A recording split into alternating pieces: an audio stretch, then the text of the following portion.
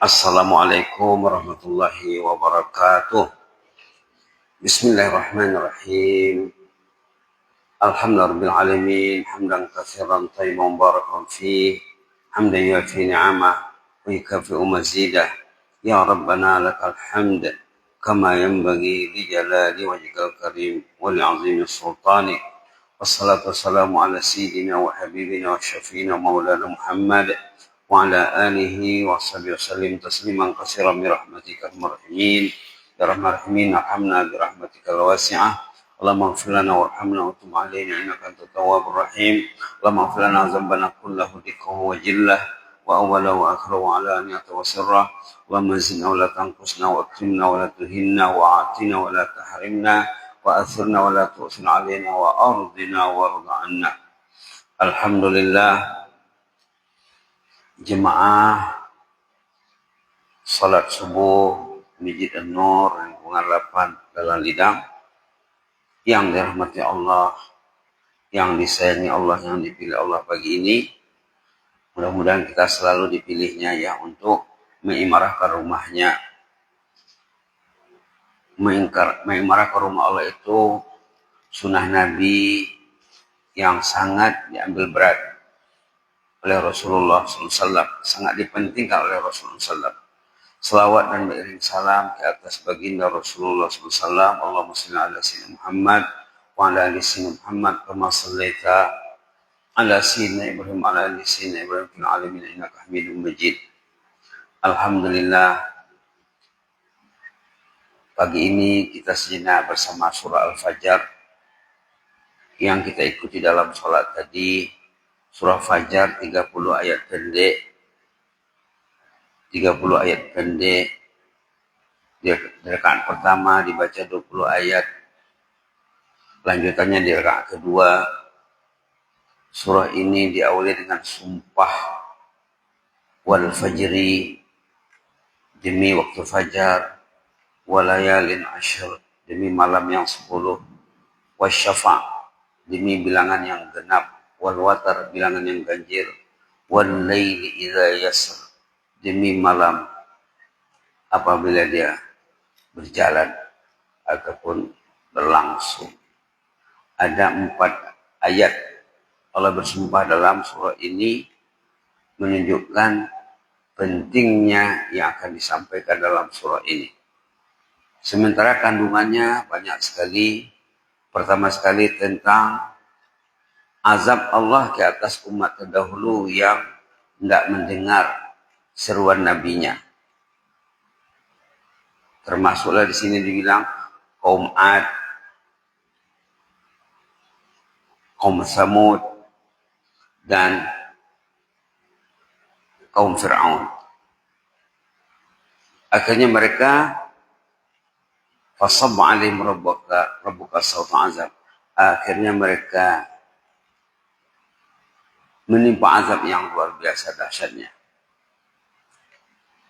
Itu sudah sampai ayat ke-13 ya. Diringkaskan saja. Kemudian ayat ke-14 ini macam kesimpulan ini. Macam kesimpulannya apa? Inna rabbaka labil mirsad. Apa maksudnya ayat yang satu ini bertempat di hati kita. Inna rabbaka labil mirsad. Allah itu memantau. Allah itu mengawasi. Allah itu memonitor setiap orang yang baik, yang tak baik. Yang tak baik, diazabnya. Yang baik, didukungnya. Orang itu kalau ingin baik, didukung Allah. Dibangunkannya waktu sahur. Dibangunkannya untuk ke masjid. Dikerahkannya malaikat mendekati orang itu. Didekatkannya orang itu dengan orang saleh. Orang yang dipantau Allah dengan baik, akan didukungnya dengan baik. Orang yang tidak mengindahkan, tidak pedulikan seruan Allah, akan diazabnya seperti kaum-kaum yang terdahulu. Kemudian diterangkan 2 cara berpikir manusia. Yang pertama, orang yang melihat hidup ini secara kebendaan, secara keuangan. Orang tuh kalau enak hidupnya, luas rumahnya, ada kendaraannya, sawah ladangnya, perusahaannya semua lancar, maju. Diingatkannya, Allah tuh sayang sama dia. Kalau kehidupan lahirnya oke, bahagia, dikiranya itu menunjukkan Allah suka. Nah, itu salah. Pandangan pertama. Pandangan kedua, ayat ke-16, tadi ayat ke-15 tuh ya. Ayat ke-16, orang yang hidupnya susah, diuji Allah dengan kesusahan, dengan kemiskinan, dengan penyakit, lalu dianggapnya, atau ada orang beranggapan, orang itu dihina oleh Allah. Bukan begitu katanya. Ukuran Allah itu menyayangi orang. Ukuran Allah itu tidak sayang sama orang itu bukan dari harta benda. Bukan dari rumah kediaman. Bukan dari sawah ladang. Bukan dari kekayaan. Dari keagamaannya. Dalam hadis dinyatakan Allah memberikan keduniaan kepada orang yang disayanginya dan orang yang tidak disayanginya.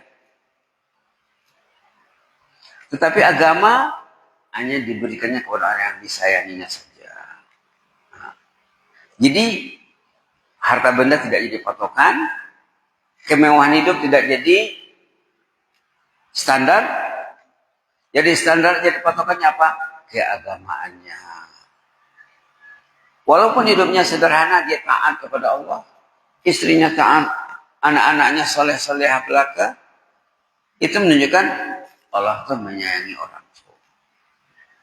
Tapi dia semua ada, kekayaan ada, uang ada. Berselimutkan uang, berbantalkan uang siang malam. Tapi anak tidak ada yang terurus. Berarti harta tadi ibtalahu rabbuh. Itu ujian. Harta itu ujian, anak itu ujian, kehidupan itu ujian. Hidup ini ujian. Hidup ini ibtila. Ujian. Kata-kata bala dalam bahasa kita, bala, itu diambil daripada kata-kata ini. Bala. Tapi bala dalam bahasa kita untuk yang tak baik. Sebenarnya yang baik itu harta kekayaan itu bala juga. Kesehatan itu bala. Rumah yang dekat dengan masjid itu bala. Artinya orang itu diuji dengan dekat rumahnya ke masjid. Patutnya bila rumah dekat ke masjid, masjid dekat di mata, patutnya dekatlah di hati. Baru sukses orang itu. Subhanallah. Subhanallah. Jadi ayat 15-16 ini patut juga diperhatikan di samping ayat 14 tadi ya.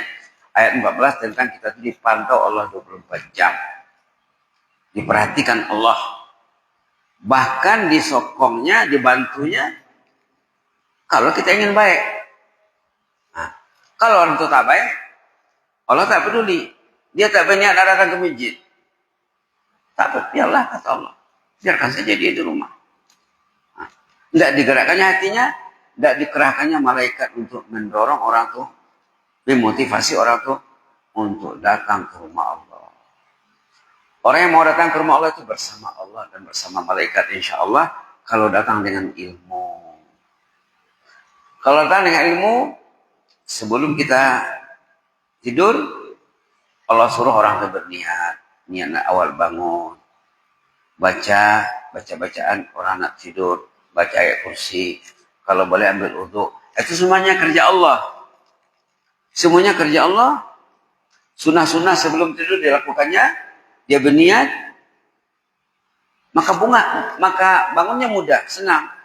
Karena Allah mengawasinya. Jadi pengawasan Allah itu untuk orang yang baik dibantunya. Orang yang tidak baik dibiarkannya. Dibiarkannya. Itu maka kalau kita menyahut panggilan azan. Hayya 'alal shalah. La haula wa la quwwata illa billah. Hayya 'alal falah. La haula wa la quwwata illa billah. Orang yang didukung Allah dia akan datang. Orang yang diberi Allah tenaga, kekuatan, power, ringan langkahnya ke rumah Allah. La haula wa la quwwata illa billah. Tiada daya dan upaya melainkan dengan Allah, dengan pertolongan Allah. Nah, itu juga kemarin yang disampaikan oleh Buya dari Kuala Lumpur tuh, kita datang ke masjid ini katanya dengan pertolongan Allah, bukan kehendak sendiri. Nah, dengan kehendak sendiri. Jadi cantik ya. Ayat berapa tadi? Ayat 15 dan 16. Kemudian sebagai penutup, penghujung surah ini tentang nafsu. Yang rata-rata kita orang selalu mendengar ayat ini, ya ayyatuhan nafsul mutmainnah irji'i ila rabbiki radiyatan mardiyah wadkhuli fi ibadi wadkhuli jannati. Sahabat Nabi pernah menanya Rasulullah, apa maksud ayat ini ya Rasulullah?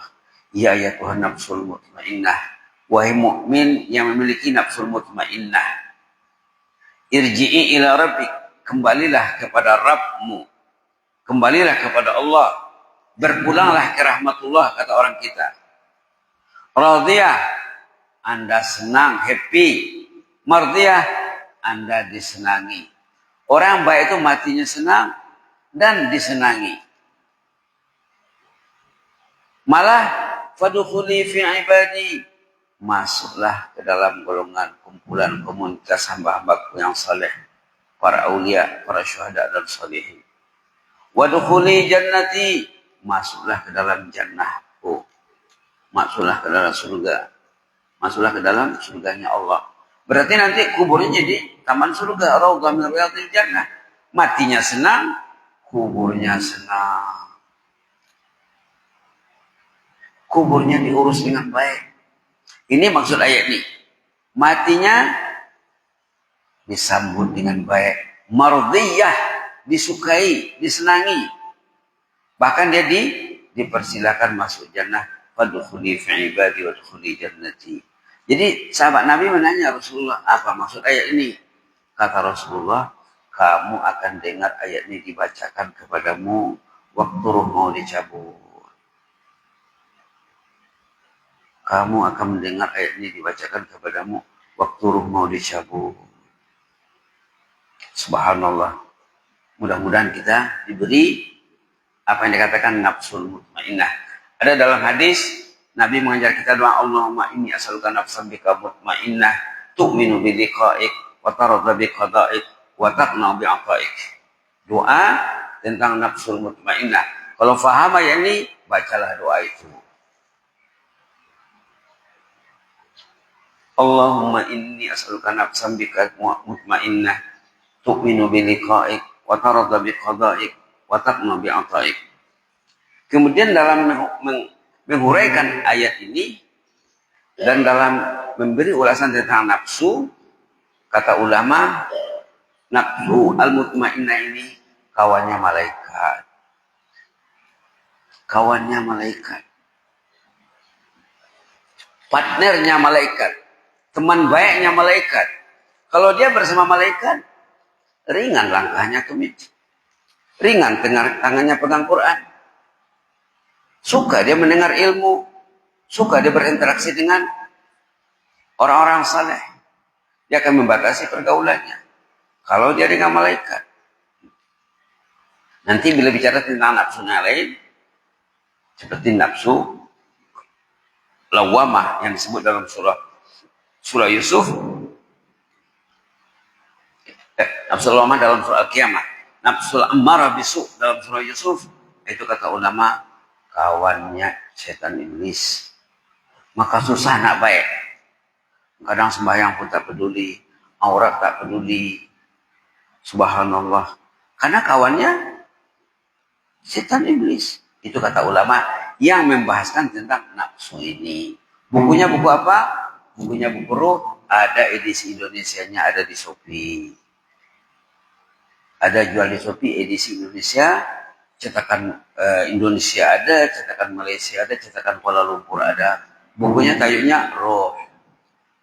Tapi di dalam ada pembahasan tentang nafsu, supaya kita tahu nafsu kita macam mana, nafsu istri macam mana, nafsu anak macam mana, nafsu keluarga macam mana. Itulah nafsu ya, nafsu. Dan dalam tafsir Al-Imam Ibnu Katsir dikatakan, ayat ini juga akan dibacakan kepada orang itu nanti di hari kemudian. dari kiamat. Orang-orang yang memiliki nafsu mutmainnah ini akan mendengar ayat ini dibacakan di sana, memberi dukungan dan motivasi lagi. Apa itu nafsu mutmainnah? Secara ringkasnya, nafsu yang tenang dan tentram, mau berbuat taat, takut berbuat dosa, suka kepada ketaatan, jijik kepada kemaksiatan. Lawannya apa? Lawannya nafsu al-ammarah bisu. Sebaliknya, yang suka kepada kejahatan, tidak suka kepada kebaikan. Nafsunya apa? Nafsu al-ammarah bisu. Ada di antara nafsu yang dua ini, ke sana juga, ke sini juga. Itu nafsu lawamah namanya. Kadang-kadang bersama malaikat, kadang-kadang bersama iblis. Disebutkan dalam buku Ar-Ruh karangan Al-Imam Ibnul Qayyim Al-Jauziyah rahimahullah. Mudah-mudahan bermanfaat. Jazakumullah khairan. Inni uhibbukum fillah wa astaudiukumullah. Wassalamualaikum warahmatullahi wabarakatuh.